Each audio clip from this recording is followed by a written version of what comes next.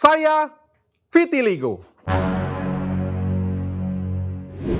Cukup dengan tanya, tanya Dokter Richard. Kebayang nggak sih kalian salah satu dokter kecantikan terkenal di Indonesia, terkenal nggak sih saya? Nggak tahu ya. Tapi kan YouTube saya 3,5 juta subscriber ya, Instagram saya juga banyak followersnya, TikTok saya juga 3 juta subscriber. Cukup dikenal masyarakat, salah satu dokter kecantikan yang punya followersnya banyak, itu ternyata vitiligo. Kayaknya ini pengakuan pertama saya, walaupun saya nggak pernah menutup-nutupin bahwa saya vitiligo. Nah, saya pengen cerita dengan kalian ya, ini mungkin jadi cerita motivasi juga, dan mungkin untuk kalian juga vitiligo, ini akan membantu kalian semuanya. Jadi dari dulu, saya tuh dibully, ya, belang. Kalau kalian nonton video saya sebelumnya, itu banyak yang bertanya juga, "Dok, kakinya kenapa? Dok, kakinya kenapa?" Ya, saya vitiligo ya. Saya vitiligo sejak umur 4 tahun. Jadi saya nggak inget waktu saya umur 4 tahun, tapi yang jelas mulanya dari kecil ada di sini. Mungkin kameranya bisa ngedeketin. Jadi dari kecil sini terus menyebar sampai ke akhirnya satu kaki sebelah kanan dan tidak menyebar lagi. Ya, jadi ini hanya ada di satu kaki saya sebelah kanan saja. Jadi dari SD saya sering dikatain, karena kan SD sampai SMP itu adalah momen terjeleknya saya. Momen yang paling paling saya benci dalam hidup saya. Karena di situ saya banyak banget nggak pede ya. Kita kan SD sama SMP kan pakai celana pendek ya. Jadi sering dikatain belang katanya kayak gitu punya ya. Dan itu buat saya nggak pede banget sampai saya bilang, "Oh, saya pengen cepet-cepet SMA supaya saya bisa nutupin kaki saya ini." Meskipun sebenarnya nggak ada yang sakit. Banyak yang bilang, paling sering ya, banyak yang bilang itu kakinya kebakar ya, kesiram air panas ya. Saya nggak tahu, menurut saya kalau misalnya kebakar kesiram air panas itu bentuknya tidak seperti ini, tapi kulitnya itu menjadi tipis ya, jadi kayak luka bakar sebenarnya, tapi ini bukan luka bakar. Nah, kita mau bahas sedikit nih, apa sih vitiligo itu? Jadi vitiligo itu adalah penyakit kulit, di mana kulit itu kehilangan pigmen 100% hilangnya. Jadi really 100%. Jadi di kulit kita ini ada namanya pigmen. Pigmen itu namanya melanin ya. Melanin itu yang buat kulit kita itu menjadi coklat atau gelap. Kalau melaninnya sedikit jadinya putih kayak gini ya. Nah, ini melaninnya sedikit nih. Ya, kalau melaninnya lebih banyak, jadi kulitnya sawo mateng. Lebih banyak lagi dark skin banyak banget jadinya ya seperti orang kulit hitam jadinya ya. Itu yang membuat kulit kita itu berwarna. Nah, pada keadaan vitiligo itu tidak ada pigmen 100%. That's why kalau kalian lihat tadi gambar tadi, itu sampai ke bulu-bulunya pun warnanya juga putih. Boleh nggak dipindahin lagi kamera ke sini? Yuk kita deketin yuk, kita bisa lihat di sini ya. Fokusin. Kalian lihat ya, ini corakannya ya, ini putih, ini nggak ada pigmen sama sekali. Dan ini bulunya juga warnanya putih. Ya, sedangkan untuk yang normalnya ini bulunya masih hitam. Ya. Di bagian sini ada bagian kehitaman, hiperpigmentasi ini karena dulu saya banyak berjemur dan saya pikir bisa sembuh. Jadi ini adalah benar-benar vitiligo. Ya. Nah, kita mau bahas sedikit ya. Vitiligo tuh penyebabnya apa ya dok ya? Tidak diketahui. Jadi ini ngomong genetik, saya nggak punya genetik ya. Kakek, nenek, papa, mama saya nggak ada yang vitiligo satupun. Saya punya 3 anak, tiga anak saya tidak ada yang vitiligo satupun. Jadi lebih tepatnya tidak diketahui ya. Kalau ada genetiknya saya nggak tahu, tapi di dalam jurnal tuh memang adanya genetik salah satunya. Yang kedua adalah autoimun. Jadi ya kayak imun kita sendiri dan nggak diketahui. Dan ada beberapa penyakit lain penyebab dari vitiligo ini. Ini saya cari ya, saya baca aja ya. Salah satunya adalah paparan sinar matahari. Orang semua kepapar sinar matahari, tapi nggak ada yang vitiligo. Gue doang. Paparan bahan kimia. Stres. Gue 4 tahun. Jadi ya mungkin lebih cocok kalau misalnya saya simpulkan itu tidak diketahui. Ciri-cirinya ya seperti ini ya, hilangnya pigmen, warna rambut, janggut juga hilang, hilangnya pigmen di bagian hitam bawah mata ya. Jadi ini bisa semua badan. Kalau saya contohin, kalau artis terkenal itu adalah Michael Jackson. Jadi Michael Jackson itu bukan orang kulit putih. Jadi kalau kalian bilang, Michael Jackson kulitnya putih, pengen infus whitening kayak Michael Jackson itu salah ya. Michael Jackson itu vitiligo. Michael Jackson itu adalah orang yang kulitnya negro. Jadi orang kulit hitam yang akhirnya kena vitiligo dan akhirnya dia suntikan suatu obat sehingga semua badannya akhirnya vitiligo. Ya. Dan juga ada beberapa model hebat model-model terkenal di, kalau saya nggak salah model luar negeri ya, yang vitiligo juga.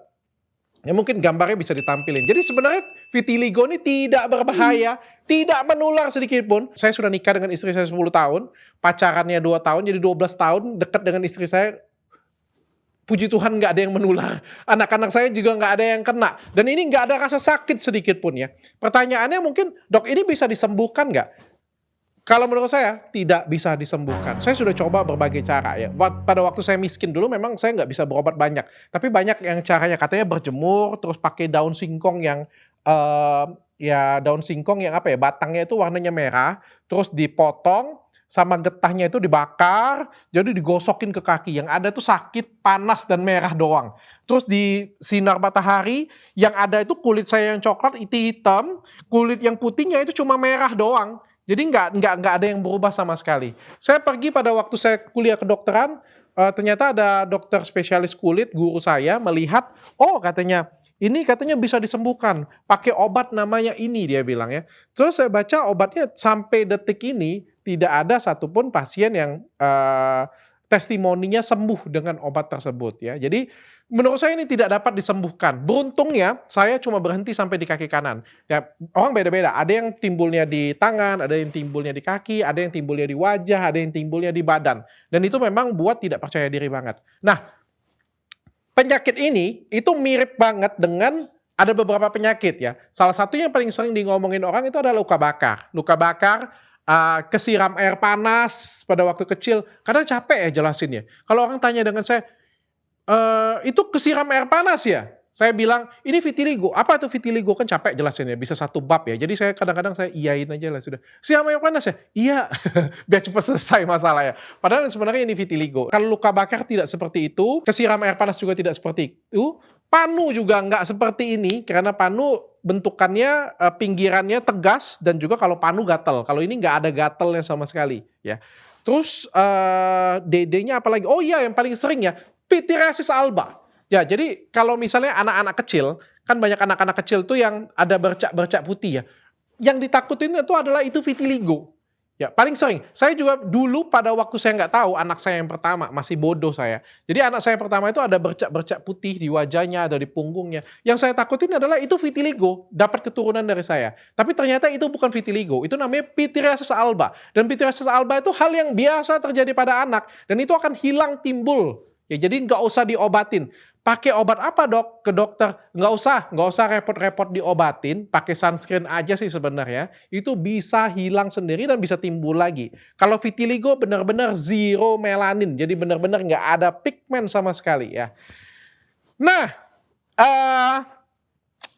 kalau mau ngomong, dulu saya sering minder, tapi saya sering menghibur diri saya sendiri pada waktu SMP. Ditanya, aduh, belang-belang dalam hati saya, ya nggak apa-apa lah, paling nggak kan kalau aku ngilang di mana, di suatu tempat kan orang akan mudah mencariku, karena yang kakinya belang cuma ada satu.